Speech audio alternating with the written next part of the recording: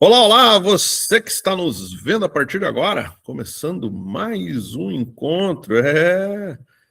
Nós estamos no 23º encontro, ininterrupto, todo sábado às 16 horas, ao vivo, aqui para você no grupo do WhatsApp, né, no Google Meet, e depois vai para o Instagram. Muito legal. E hoje para falar de precificação, né? Precificação é um assunto interessante. Muitas pessoas, às vezes, batem roupa em como precificar. Será que eu estou cobrando caro? Será que eu estou cobrando barato? Né? Como é que eu faço para precificar o meu trabalho? Então, a gente tem aí algumas discussões que eu acho que são super deveras de se pensar, né? Eu nunca esqueço que quando eu comecei, eu fazia discussões, né? Nunca foi um curso, foi mais discussões, assim, com um retratista do Palácio Iguaçu. Ele era só o retratista do governador, né? O cara que fazia os retratos do governo do estado aqui do Paraná. Depois virou meu padrinho de casamento. E lá pelas tantas, esse artista falou para mim assim, eu perguntei para ele, tá, mas quanto você cobra? Ele me passou o valor do quanto ele cobrava, a tela dele. Deu uma, como é que você faz isso? De quanto em quanto tempo você aumenta, tal? Ele falou para mim uma coisa que até hoje eu carrego comigo. André, quem faz o preço é o mercado. Quem faz o preço é o mercado. Mas, na sua simplicidade, ele morreu aí, a explicação. E com o tempo eu vim a entender o que era esse mercado, né? O mercado, ele está interessado em entender quem é você, certo? Porque, veja, diferente de vender um carro, porque quando eu vou comprar um carro, eu tenho um dispositivo chamado tabela FIP. Então, na tabela FIP, eu tenho modelos de diversos carros vendidos no Brasil, ano de fabricação e alguns detalhes, tipo 4 portas, 2 portas, motor 1.4, 1.6, 1.8, daí, de acordo com esses critérios, estipula-se um preço base, certo? De regulação. Então, vamos supor que o meu carro na tabela FIP custe 20 mil, por exemplo. E o vendedor lá, que eu quero vender meu carro para ele, queira pagar 18 mil, eu sei que ele está desvalorizando meu carro em 2 mil, né? Assim como também não faria muito sentido eu cobrar 24 mil do meu carro, sendo que a tabela que é paga no Brasil inteiro é apenas 20 mil, né? Mas por que existe isso?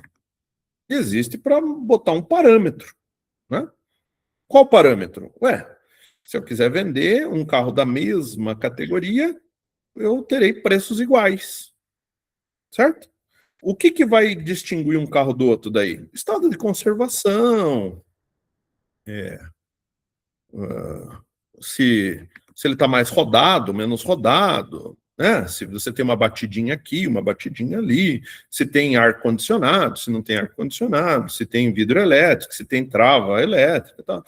Os paranauê do carro, né? Tá bom? Então isso daí pode dar uma variadinha um pouquinho mais, um pouquinho para menos, tal. Mas em tese o preço base obedece à tabela FIP. Só que nas artes a gente não tem uma tabela FIP. Então, se não tem uma tabela FIP, como é que a gente se baseia para saber se a obra de arte está cara ou barata, ou para saber qual é o ponto de partida que eu tenho, né? Então, primeiro de tudo, eu vou mostrar para vocês a lógica que o mercado impera, tá bom? Como que você deveria partir, né? Eu deveria partir do quê? Eu deveria partir de algum coleguinha meu, tá? Vou chamar assim, algum artista, que está em alguma galeria e que faz um trabalho similar ao meu. Similar de que jeito? Sei lá, vou pegar a Tati aqui como exemplo. A Tati trabalha com pintura, basicamente pintura. Pintura a óleo, pintura em aquarela e pintura com encáustica. Ela faz essas 3 linguagens. E o tema dela, ela fala sobre o benzimento, a salvaguarda dessa cultura do benzimento. Maravilha. Então, ela tem 4 opções aí para ir buscar artistas similares. Quais são esses artistas? Aquele que trabalha com aquarela, aquele que trabalha com óleo, aquele que trabalha com encáustica e aquele que trabalha com a temática do benzimento. São 4 possibilidades. E tudo em pintura, que é o que ela faz. Tá bom? Muito bem. Tá, mas como é que ela vai fazer isso? Bem, ela vai ter que fuçar. Ela vai ter que correr atrás na internet. Qual é o melhor procedimento? Vai lá no site da SP Art, que é aquela feira de arte em São Paulo, ou da Arte Rio, ou da Arte PE, Arte em Pernambuco, ou da ARPA, lá em São Paulo também, ou da Fargo, em Goiás, e veja as galerias de arte, se você não conhece elas. Entra em uma por uma, porque daí todas você vai conseguir o site das galerias, e daí você vai ter o trabalho de mineração. O que é o trabalho de mineração? Entrar, ver, conhecer quem são os artistas, clicar, perceber o que cada um deles faz. Achou o cara que trabalha com encáustica? Ah, mas ele pinta, sei lá, cenas urbanas. Ele não pinta o benzimento, mas ele pinta com encáustica. Opa, legal. A gente tem alguma coisa em comum. O bom mesmo seria se ele pintasse benzimento com encáustica. Nossa, daí seria um prato cheio. Mas a chance a gente sabe que é pequena, da gente achar alguém que vai cair com uma lua. Mas não é impossível. Tem que pesquisar para saber melhor, né? Eu não saberia dizer de cabeça. Talvez a Tati depois saiba nos informar. Mas assim, a princípio, ela já tem alguém. Quem? O cara que pinta com encaixe. O que ele faz? Ele faz abstrato. Na técnica, os dois trabalhos se assimilam. Tem que levar isso em consideração. Beleza, bacana. Daí o que ela poderia fazer? Ela poderia chegar e mandar um e-mail para essa galeria. Ela manda um e-mail, de preferência um e-mail que não seja o e-mail dela de artista, e manda assim: olá, prezados, boa tarde. Espero que esse e-mail encontre vocês em um bom momento. Me chamo Tatiane Pacheco, sou colecionadora aqui da cidade de São Paulo e tive contato com o site de vocês. Ao ver o trabalho de, sei lá, vou chutar um nome qualquer aqui, Henrico da Silva, percebi que o trabalho dele é fenomenal. Me encantou e gostaria de conhecer um pouco mais sobre a obra desse artista. Preciso do currículo e do catálogo das obras disponíveis com preço. Certo da sua compreensão, fico no aguardo do envio do material para minha escolha e possível compra. Atenciosamente, Tatiane Pacheco. Simples assim. A galeria ela tem interesse em venda. O que ela vai fazer? Ela vai mandar o catálogo para você. Por e-mail também. Beleza? Ah, demorou. O que você faz? Liga. Faz o mesmo esquema, só que, lógico, não tão formal daí, né? Olá, tudo bem? Com quem eu falo? Ah, você fala com a Beatriz. Beatriz, tudo bem? É você a responsável pelo setor de vendas da galeria? Ah, sim, sou. Beatriz, seguinte, me chamo Tatiane Pacheco, moro em São Paulo, eu sou colecionadora, eu andei fuçando aqui no site da Fargo, percebi que vocês estiveram presentes no ano passado, e foi por meio da Fargo que eu tive contato com a galeria de vocês. Daí eu entrei no site de vocês, vi o trabalho do Henrico Pacheco, um artista fenomenal, o trabalho, e eu gostaria que você me enviasse o catálogo de obras disponíveis com um valor, tá? E o currículo desse artista, para que eu possa dar uma olhada. Se você tiver o portfólio, agradeço se enviar também. Aí, beleza, cara. Daí o que essa pessoa vai falar? Nossa, que legal. Você tem um telefone? Tenho. Passa o teu telefone lá para eles. Você tem um e-mail? Tenho. Passa o e-mail para eles. Se a galeria for séria, vai te dar essa documentação. E não vai demorar muito para ela te mandar essa documentação. De posse dessa documentação, você já tem muitas informações que são importantes para você começar a pensar em precificar o teu trabalho. Você tem, por exemplo, quanto vale o trabalho do artista no mercado? Então vamos supor que Henrico da Silva, um trabalho 40 por 50, a galeria esteja cobrando 15 mil reais, por exemplo.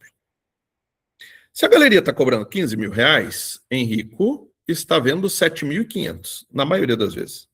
Porque a galeria fica com 50% do valor do trabalho, certo? Então não pense que é 15 mil. Já parta do princípio que o valor correto, uma vez que você não tem galeria, é 7.500. Porque a partir da hora que você conseguir uma galeria, teu preço será inflacionado naturalmente, certo? Naturalmente ele vai dobrar, quase, se não dobrar, quase dobrar de preço. Então, eu já poderia partir do seguinte, que Henrico trabalha com 7.500 e eu posso trabalhar com 7.500, certo ou errado? Sim ou não? O que você acha? Vamos fazer aqui, deixa eu ver. Será que eu tenho enquete aqui? Eu tenho enquete. Ó, vamos iniciar uma enquete, vamos ver. Ó, vamos fazer assim, ó. Sim ou não?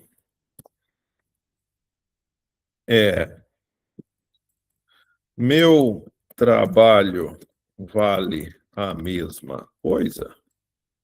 Vamos enviar aqui, vamos ver? Depende aí também. Depende. Vamos pôr sim, não, depende. Depende. Vamos ver se eu consigo mandar esse negócio aqui. Primeira vez que eu vou fazer isso. Respostas vão aparecer sem identificação. Sem identificação, né? Para não te expor. Tá bom? Salvar. Vamos ver se foi. E iniciar. Vamos lá. Nova enquete ativa. Vamos lá, vamos ver. Ó, você que está no YouTube, você está perdendo esse rolê, né? Porque para você não vai aparecer enquete, já está gravado. Você só vai saber o que o povo que participou ao vivo fez, né?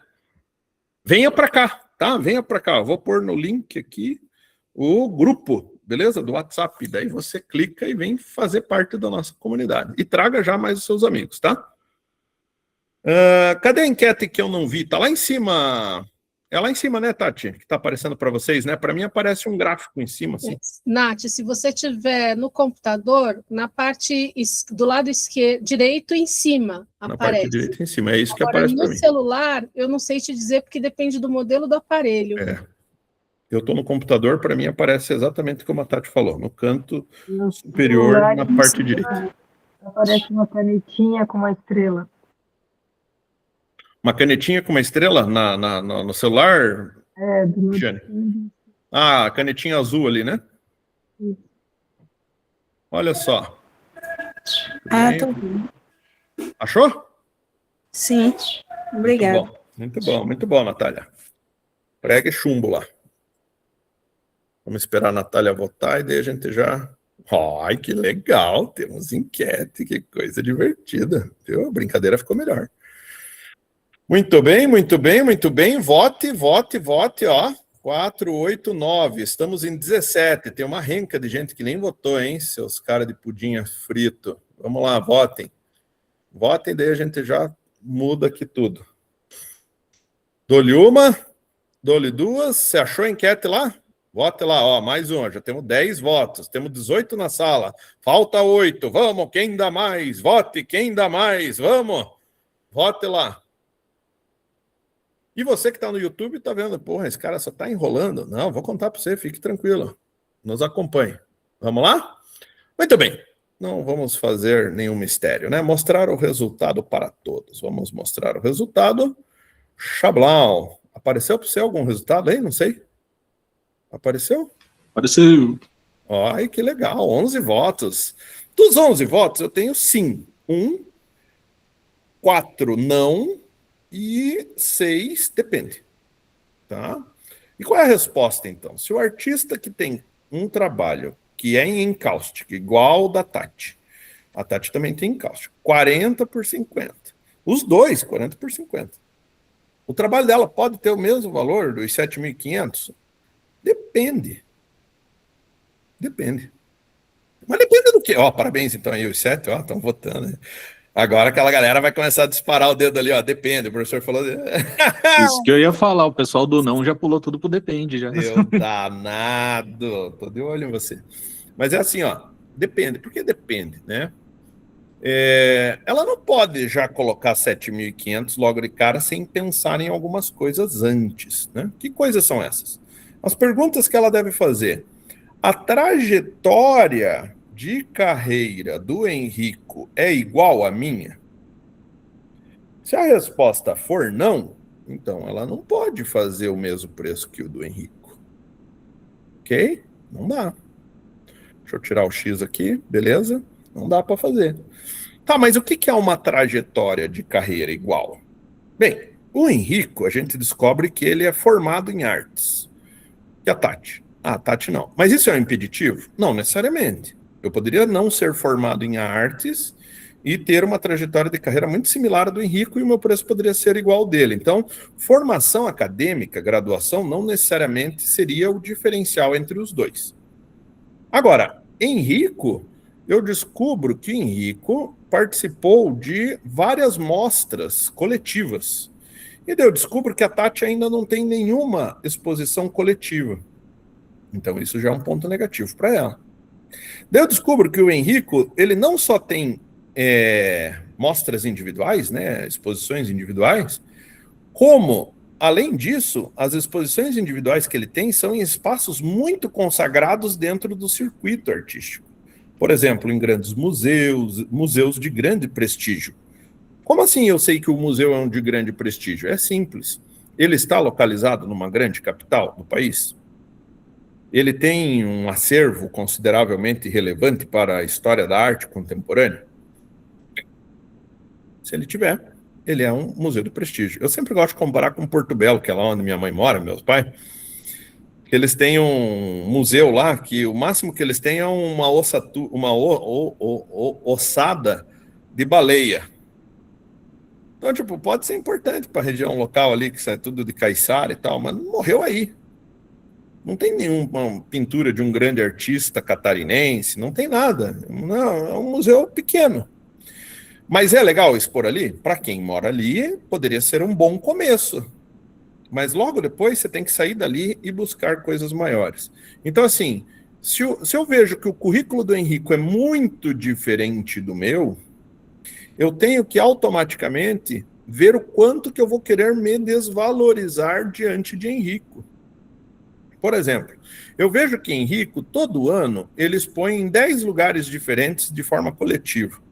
E eu expus 3. Quer dizer que eu sou 30% do valor do Henrico. Se eu pegasse só a exposição coletiva. E pensando que as exposições coletivas que eu faço estão nos mesmos lugares que a do Henrico, com a mesma potência de divulgação. Deu para perceber como é bem mais complexo do que vender carro? Eu percebo que Henrico, todo ano, ele belisca um prêmio. Eu ainda nem cheguei a ganhar prêmio ainda. Então, o que vai acontecer? Automaticamente, o valor do Henrico, sendo 7.500, eu não posso ter o mesmo valor que ele. Se eu não posso ter o mesmo valor que ele, vamos supor que seja 7.500, 10% é 750, vamos supor que eu me desvalorizasse se eu achasse que eu sou 20% do Henrico. Então, enquanto ele está vendendo a 7.500, eu posso vender a 1.500. 1.500 é um valor bacaninha, né? Então, quem tem... Exatamente, é a graça ali, ó. Quem tem mais experiência, o preço é maior. Mas a experiência comprovada, porque eu posso ter 40 anos de pintura, mas nunca ter feito uma exposição na vida. Eu posso ter 78 anos de fazer obra de arte, mas nunca ter ganho um prêmio, nunca ter me exposto, só pintado para meu deleite pessoal. Então você vale a mesma coisa que aquele cara que começou ontem. Você entendeu? Por mais que você pinte muito bem. Beleza? E quando eu falo pinte muito bem, entendo você aqui, grave muito bem, tire foto muito bem, esculpa muito bem, desenhe muito bem, e assim por diante, né? Então, a precificação boa mesmo, precificação verdadeira, ela deveria ser feita desta forma. Eu vou pegar um trabalho equivalente e vou mensurar de acordo com um amiguinho que já está no circuito. Daí, logicamente, se ele está numa galeria, se a galeria for decente, ela vai trabalhar para evoluir esse sujeito cada vez mais, porque ele funciona como uma espécie de um sócio, né? Então, é natural que você tenha que desvalorizar o teu passe. É muito natural, né? Às vezes você vai ter o quê? 5% do valor do cara? Talvez. Às vezes 1%. Pode ser, porque você está começando, né? E nada de errado nisso. Você começa baixinho e vai aumentando, né? Mas você tem que ter um parâmetro. E você vai pegar um trabalho dele que seja equivalente ao seu. Então, 40 por 50 dos dois, assim, o seu 40 por 50 e o dele 40 por 50. Se eu chegar à razão que o meu 40 por 50 o meu 40 por 50 vale, vamos supor R$1.000, para arredondar aqui, para ficar mais fácil de explicar, tá? R$1.000, tá? Então, eu já sei que um trabalho de 40 por 50 vale R$1.000. Agora, e se eu tiver um trabalho que é 20 por 25? É metade desse valor. Entendeu? Porque você vai começar a trabalhar com fração disso, proporção. Então você vai começar a trabalhar na escala de 1.000. Um 40 por 50 vale 1.000. E se o cara pedir um metro por 1 metro? Daí tem várias estratégias para você chegar nesse coeficiente, tá? Daí eu preciso de uma calculadora aqui. Vamos lá. Vamos lá, vamos fazer a primeira brincadeira. A primeira brincadeira seria fazer o quê? Existe o método linear. Anote aí para nós. Método linear. O que é o método linear? Você vai pegar aí, a gente já vai descobrir esse coeficiente. Você vai pegar assim, 40, beleza? 40, mais 40, mais 40, mais 50, mais 50. Esse é o método linear, certo? Então eu tenho 180 centímetros lineares, beleza? Tranquilo? 40 por 50. Peguei os dois lados de 40, peguei os dois lados de 50, deu 180 centímetros, tá bom. Então agora vamos descobrir o coeficiente. A gente já sabe que o nosso trabalho vale R$1.000. Então, R$1.000. Vamos pegar aqui.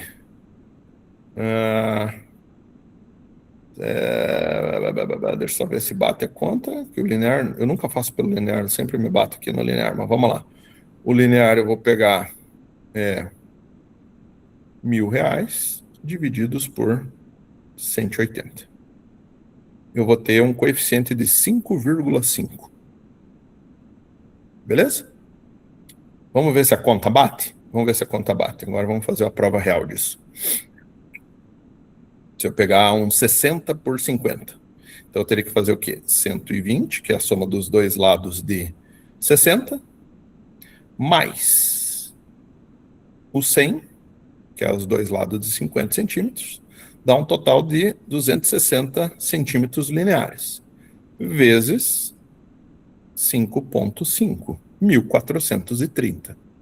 Bateu, porque o outro era R$1.000. Lembra que era R$1.000? Então, aqui o que eu estou fazendo? Eu sempre multiplico por esse coeficiente. Para achar esse coeficiente, você tem que depender do valor que você quer cobrar, né? Eu te ensinei um raciocínio. Esse raciocínio é o mais utilizado, é o mais justo, é o mais sensato que o artista poderia fazer, certo? Tá. Agora existe uma outra lógica que é o metro quadrado. Como que funciona o metro quadrado? Então eu vou fazer o seguinte. Eu já sei que é R$1.000, beleza? Guarda essa informação, R$1.000.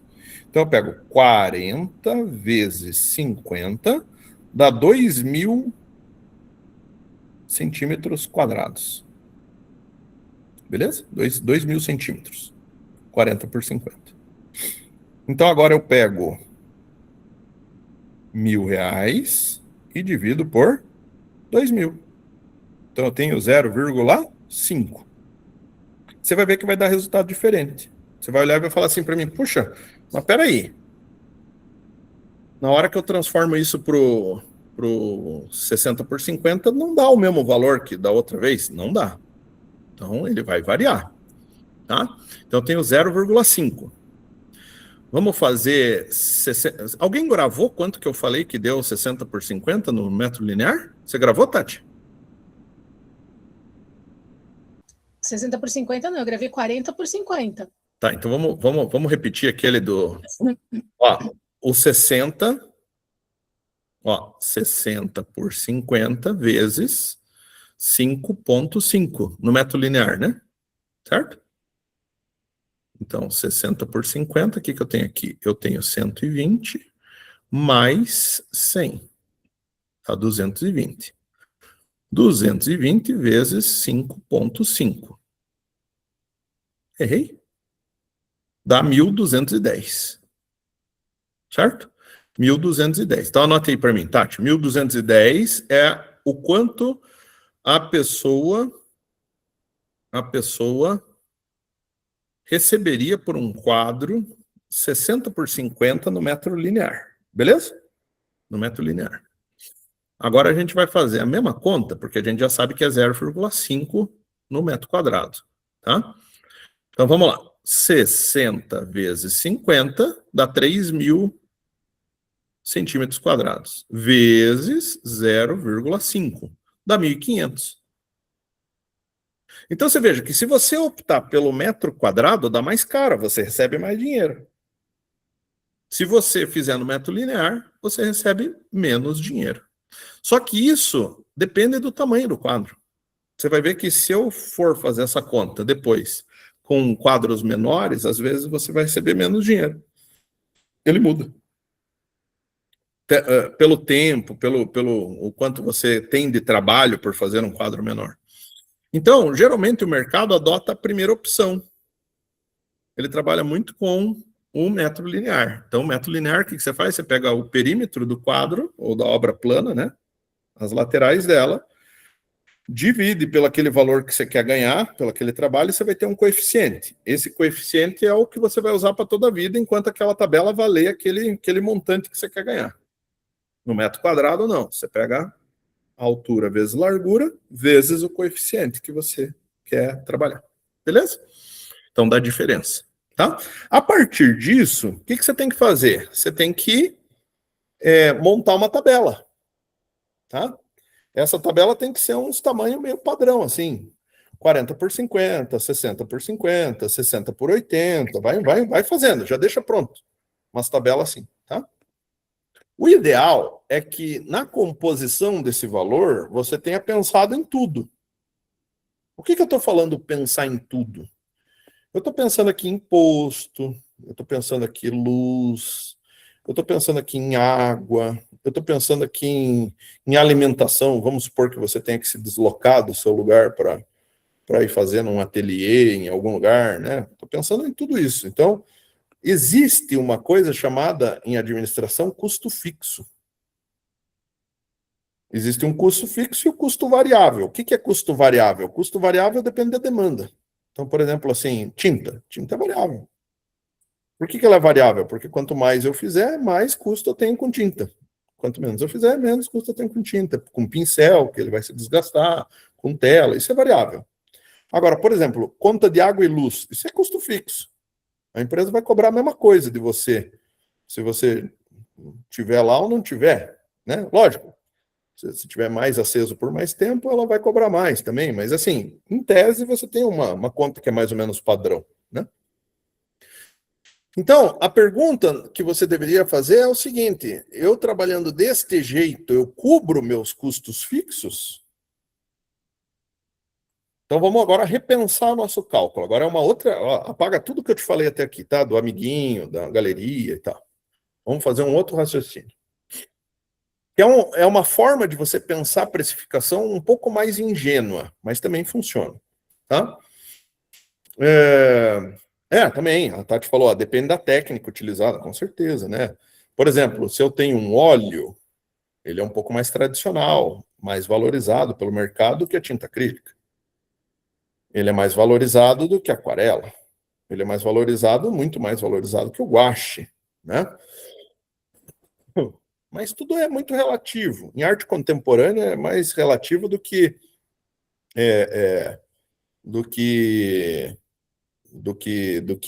na arte tradicional, né? Porque a gente poderia dizer também que a têmpera ou a encáustica, porra, ela leva componentes que são caríssimos, né, ali para a gente fazer, então, tipo, né? Mas já chegamos lá. O Sérgio está falando da escultura ser metro cúbico. Não é, né, Sérgio? Não é, porque, tipo assim, o metro cúbico de um cilindro dá um trabalho para fazer. Se eu for fazer o Poseidon abrindo os mares, e às vezes eu vou ter o mesmo metro cúbico e vai me dar muito mais trabalho. Então, tipo, você vai ter que pensar um metro cúbico, mas com um certo grau de dificuldade aí, de execução, né? A escultura já é um pouco o bicho da cara preta aí, né? Porque você já fica mais complexo para você, tá? Mas digamos que daria para pensar um metro cúbico e você poderia ir variando o coeficiente, tá? Então, tipo assim, uma peça fácil, o coeficiente é 0,4, por exemplo. Uma peça difícil é 0,5. Uma peça super difícil, 0,7. Daí você vai variando o coeficiente e isso vai dando uma lógica. Pode ser também empregado nesse sistema.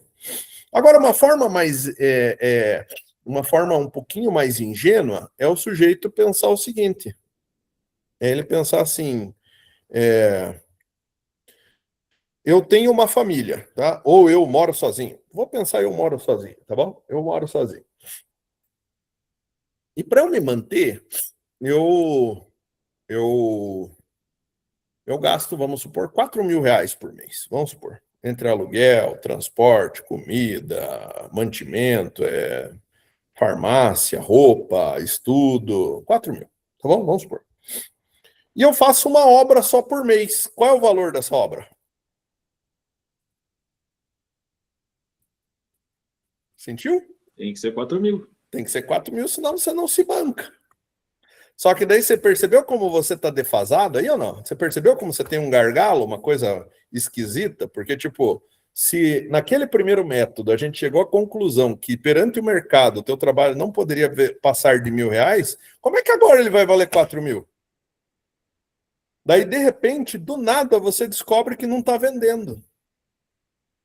Ué, mas por que não está vendendo? Porque o mercado não é burro. O mercado, ele percebe aquilo que vale, aquilo que não vale, aquilo que é constante, aquilo que não é, entendeu? Então aqui, se é 4.000, eu não posso fazer uma obra só. Eu tenho que fazer 4 obras. Porque cada uma vai valer milão. Voltei a estar na mesma lógica de antes. Qual é o grande problema aqui que eu vejo? Você tem 4 compradores por mês? Muito difícil. Muito difícil. E tem que ter 4 compradores ainda com o mesmo gosto aí do que você tem para vender, né? Exatamente. Você tem que ter 4 compradores, faça chuva ou faça sol, todo santo mês. Então, para quem está começando, a primeira estratégia que eu te dou é a seguinte, tá?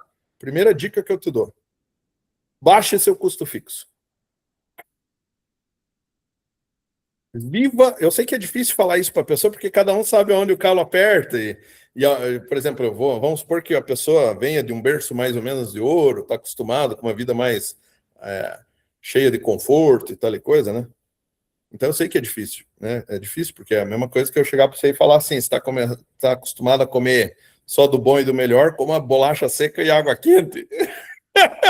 Mas, na verdade, você teria que baixar teu preço fixo. Então, por exemplo, no começo de carreira, eu tenho um ateliê? Não. Simples assim, não. Por que você não tem? Ué, porque custa caro. É aluguel, geralmente. Você não consegue comprar o ponto comercial. Ah, mas meu pai me deu um terreno. Opa, a coisa começa a mudar de figura. Mas daí, reza para Jesus ali, agradece ao pai, à mãe, que te deram. Mas se não te derem, não dá para ter o aluguel, porque senão você já parte de um custo fixo. Qual é o custo fixo do aluguel? Quanto custa o aluguel? R$ 1.000, por exemplo. Então eu já estou obrigado a vender R$ 1.000 todo mês. Faça chuva, faça sol para pagar o aluguel. E você tem que pensar que daqui vencer o teu contrato, sobe o aluguel. Pela IGPM, eu acho, se eu não me engano, que os caras usam como taxa, mas eles vão aumentar. E daqui a pouco, quando você vai ver, daqui 10 anos, o aluguel está muito mais caro do que quando você entrou.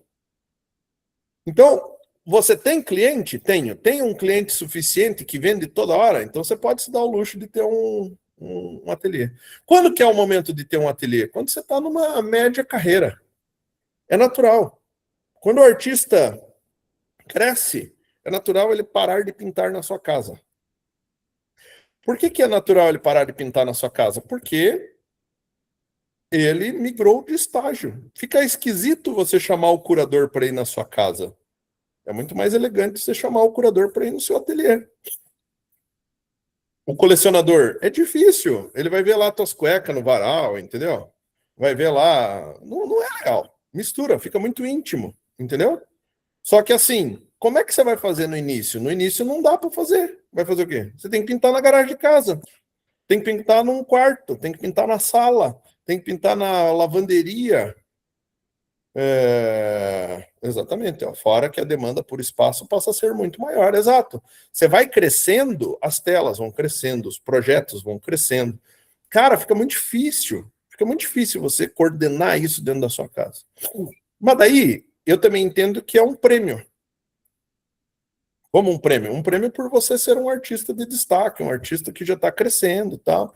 Então, você pode assumir aquela responsabilidade, mas no início não dá. No início não dá para você pensar em pintar com tinta Talens, com tinta Van Gogh, com tinta Winsor & Newton. Você vai pegar o cor fix mesmo, o gato preto. Você vai pegar o que é mais barato. Você entendeu? Você vai fazer de tudo para ter o menor custo possível. Ok? E sempre pensando assim, eu tenho que ter uma rede. Uma rede. A rede pode se formar a partir dos teus conhecidos. Então, todo Natal, faça um catálogo. Tenta vender no Natal. Dia das Mães, tenta vender no Dia das Mães. Dia dos Namorados. Vai tentando empurrar nessa turma o teu material. Daí tem gente que vai falar assim, porra, mas você vai vender por 100zão. Mas no começo tem que vender barato. Tem que vender barato para você ter retorno financeiro, para continuar sustentando o teu sonho. Você tem que vender barato para divulgar o teu trabalho, para jogar o teu trabalho. Ah, mas é quase o preço da tela. Pois é, mas se é quase o preço da tela, você tem que pensar assim, que alguém pagou pelo teu material. Já é uma forma de você não ter esse custo mais. Só que você não tem esse custo, mas você conseguiu mandar para 2 salões. E daí você entrou nos 2 salões. Então, tipo, você não teve custo, fez a tela e entrou em 2 salões. Então você não saiu perdendo, você ganhou experiência, você melhorou sua técnica, você melhorou seu currículo, e você automaticamente, teu preço já pode dar uma subidinha de leves. O que era 100 para aquela turma que comprou, ano que vem já pode virar uns 150. Ah, mas ainda é baixo. Mas vai aumentando, vai aumentando. A tua tabela, de cara, ó, calcule comigo aqui, ó, todo ano deveria sofrer o reajuste da inflação. Tudo sobe. Por que o teu trabalho não tem que subir? Então eu tenho que pôr algumas marcas, né? Então, por exemplo, assim, passei num salão? Passei. Então, se o meu coeficiente era 0,5, agora ele é 0,51. Passei num salão de maior expressão, então agora ele pode ser 0,53. Ganhei um prêmio, então agora ele pode ser 0,6. Veja o quanto isso difere lá no final do preço. E você vai ter uma percepção se você está crescendo ou não. Sair não sei quantas vezes na mídia, mas 0, quanto, não sei quanto no... Porque você entendeu o que é o teu trabalho? Porque é isso. No final das contas, é isso que vai diferir você do Juca que está na galeria. Porque quando o teu trabalho chegar no mesmo valor do Juca, tecnicamente só está faltando galerista. Porque o trabalho você já tem, o currículo você já tem. Você entendeu? Então não faz sentido eu vender por um valor diferente do Juca. Eu só não tenho galerista. Então eu posso continuar vendendo por 7.500, mas o meu trabalho é tão potente quanto. Eu expus nos mesmos lugares, tenho prêmios iguais, tenho acervos iguais, estou em coleções. Então por que haveria de eu vender mais barato do que eu vendo? Ok? Entenderam? Dúvidas? Então, ó, o que você tem que tirar do encontro de hoje, tá? Não existe um método único de formulação de preço. Fala, Natália, antes de eu ir fechando o raciocínio. Professor, eu vou fazer 2 perguntas. A primeira pergunta é que se é toda vez que a pessoa vai fazer as contas que o senhor estava fazendo, né? E a segunda pergunta é como faz essa tabela que o senhor estava falando? Muito bem, então vamos lá. Vamos por partes aqui. Você vai ter o trabalho de confeccionar a tabela uma vez só, por ano. Tá? Então você vai aprender a fazer essa conta. E você aprendendo a fazer essa conta, você vai pegar alguns tamanhos padrões e já vai deixar pronto do ladinho, assim, 40 por 50 custa tanto, 60 por 50 custa tanto, 70 por 80 custa tanto. Você já deixa organizado num documento Word o quanto vale esses tamanhos padrões. Se a pessoa pedir um tamanho que não é padrão, o que você tem que ter é a linha de raciocínio de como faz a conta. Mas geralmente a pessoa vai seguir o que você sugerir para ela. Daí vale a pena você encaixar ela dentro da tua tabela em das medidas que você já tem calculado, tá? Então não é toda hora que você tem que ficar fazendo esse cálculo. Você vai gastar um tempo uma vez só. Como que eu faço esse cálculo? De novo, ali, ó, você tem um custo. Geralmente o povo costuma trabalhar por metro quadrado. Então, um trabalho de 1 metro por 1 metro, quanto que sairia? Os arquitetos gostam muito dessa lógica. Quanto que sai 1 metro quadrado? Porque eles compram piso em metro quadrado, eles compram tinta por metro quadrado, então a cabeça deles pensa por metro quadrado. Eu também acho mais prudente para vender coisas que são planas. Me parece fazer sentido. Mais do que o metro linear. Eu não estou vendendo rodapé de piso, né? Mas você vai ter que ter um coeficiente. A grande questão está nesse coeficiente. Então, como é que você vai trabalhar? Ou você soma as laterais do teu quadro e multiplica por esse coeficiente, ou você pega a lateral e as duas laterais do quadro, multiplica as duas e depois multiplica pelo coeficiente. São duas abordagens diferentes. Ou eu faço método linear, vamos pôr aqui, ó. Vamos pôr no chat aqui para todo mundo entender, ó. Método linear é igual ao quê? Soma dos lados mais coeficiente. Beleza? Opa, faltou. Ali, ó. Método quadrado, né? Metro quadrado. Vamos pôr M2 aqui, ó. M2, metro. Vamos escrever. Método metro quadrado. Para você que está no YouTube, eu acho que não está aparecendo isso, tá? Daí você acompanha pela minha voz. Você pega lado vezes lado vezes coeficiente. Beleza? Ó, tá no chat ali as duas fórmulas. Esse coeficiente é aquilo que a gente tinha conversado, né? Então, por exemplo, se eu tenho o amiguinho da galeria, ele vai me ajudar a pensar nisso, né? Se eu tenho um custo fixo, ele também vai me ajudar a pensar nisso. Então, o coeficiente vai variar. Ele vai variar. É ele que vai dar o tom, é ele que vai dar a lógica dessa tua tabela. Tá? Daí o legal, Natália, sabe o que você poderia fazer? Você poderia fazer uma tabela, tá bom? Poderia arriscar fazer uma tabela e pôr lá no grupo, lá do WhatsApp. E daí, se tiver certo, eu confirmo para você. Se tiver errado, eu te mostro como fazer a conta. E daí... Você tem uma dificuldade tão grande em matemática. Ah, mas não é só você não, viu? Fique tranquila. A maioria de nós tem. Não, como diz o outro, não se aperreie por isso que não vale a pena. Tá bom? Mas tente, daí manda lá no grupo que eu te digo se tá certo ou não e te ajudo se tiver errado eu te mostro como fazer certo e se tiver certo eu já te falo se tá certo, tá bom? Não fique tranquilo. E para você que tá no YouTube, ó, se você quer ter a mesma chance da Natália, venha para nosso grupo do WhatsApp, ó, clica aqui em cima, já veja ali o link do nosso grupo do WhatsApp e venha conversar com a gente, beleza? Dúvidas, meu povo, minha pova? Deu para entender tranquilamente? Light, né? Tranquilo. Tranquilo. Formulação de preço é uma delícia. E o mais delícia de tudo é quando você entende que você pode ir subindo esse coeficiente. E as ferramentas que você tem que fazer para que esse coeficiente vá subindo. Então, eu tenho que ir mexendo o doce. Eu tenho que ir mandando para salão, eu tenho que ir conseguindo institucionalizar a minha obra em grandes acervos, em grandes coleções. Eu tenho que tentar ganhar prêmio, eu tenho que tentar fazer individuais, coletivas. Tudo isso vai naturalmente subindo o seu trabalho. Além, lógico, né, de subir também qualitativamente o seu trabalho, né? Às vezes você pinta meio mais ou menos, daí você vai lá, faz um curso tal, daí você fica melhor, você pinta melhor, ou esculpe melhor, daí também vai naturalmente melhorar, porque você melhorou tecnicamente. Mas aqui não estamos falando tanto de técnica, estamos falando de uma engenharia social que representa a validação de um produto. Isso é bem importante que você entenda.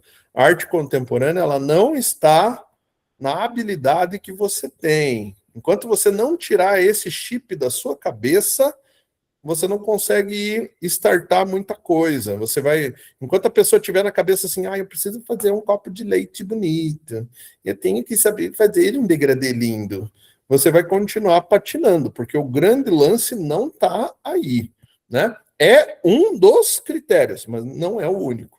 Eu diria que talvez a habilidade do artista conte no frigir dos ovos aí uns 20, 25% apenas. O resto está dentro dessa engenharia que a gente precisa mexer dentro do sistema. Maravilha! Show de bola? Tranquilo? Dúvidas? Lembrando sempre que a gente tem a mentoria, né? Se você quiser fazer parte da mentoria, venha para cá, venha conversar comigo, vem para o nosso grupo do WhatsApp primeiro, conhece a turma, dialoga. No sábado sempre a gente se encontra aqui. E sempre das 5 às 6, a gente dá uma continuação nessa conversa com o pessoal da mentoria. Daí lá a gente faz estudo na prática, pega o trabalho de alguém, precifica, conversa. Nossa, daí aprofunda tudo que tem que aprofundar. Ainda tem algumas vagas, você ainda pode participar. Beleza? Basta me chamar aí. Infelizmente eu cheguei no final da conversa aí, mas eu vou participar das próximas. Maravilha, maravilha, Johnny. Mas tá gravado, tá? Nosso encontro aqui, ó, sempre é gravado. Você vai lá pro YouTube, daí eu aviso vocês lá na comunidade que o link está disponível lá da gravação, tá? Então, perder, você não perdeu, só perdeu de poder fazer a pergunta ali, interagir com essa turma maravilhosa aqui, que Tá troca ótimo. experiência, tá bom? Mas saiba que você sempre é muito bem-vindo, não só você, como todos os outros aqui, são sempre muito bem-vindos. Tá bom, gente? Dúvidas? Nenhuma? Então tá bom. É hora de você ir lá, colocar mais brasa na tua churrasqueira, tirar aquele chopp que tá lá gelando, ou aquela Coca-Cola bem gelada e terminar de curtir esse teu sabadão, tá bom? Mentorados, o baile continua. Vamos lá agora ver como é que funciona isso na prática. Fechou, Lê? Um grande abraço a todos e até Tchau, professor. sábado que vem. Falou, Natália. Falou, pessoal. Até mais. Tchau, tchau, pessoal. Tchau. Falou. Falou.